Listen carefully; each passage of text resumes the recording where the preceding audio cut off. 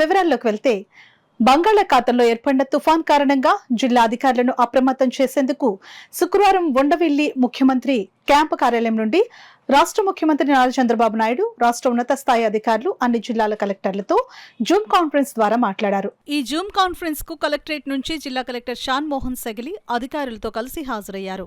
విపత్తులు సంభవించినప్పుడు తీసుకోవాల్సిన చర్యలు, ప్రాణ ఆస్తి నష్టం వాటిల్లకుండా చూడడం, ఇబ్బందులు అధిగమించేందుకు అనుసరించాల్సిన విధానం, బలహీనంగా ఉన్న ఏటిగట్లను ముందుగానే గుర్తించడం, గండ్లను పూడ్చడానికి ఇసుక బస్తాలు సిద్ధం చేసుకోవడం వంటి అంశాలపై జిల్లా కలెక్టర్లకు సీఎం చంద్రబాబు నాయుడు దిశానిర్దేశం చేశారు.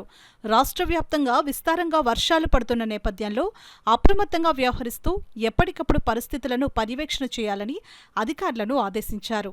విపత్తులను సమర్థవంతంగా ఎదుర్కొనేందుకు జిల్లా యంత్రాంగం అప్రమత్తంగా ఉండాలని సీఎం చంద్రబాబు అధికారులకు సూచించారు. ఈ జూమ్ కాన్ఫరెన్స్ లో ఇన్ఛార్జ్ జిల్లా రెవెన్యూ అధికారి డిఆర్డీఏ పీడీ కె శ్రీరమణి, ఇతర అధికారులు తదితరులు పాల్గొన్నారు.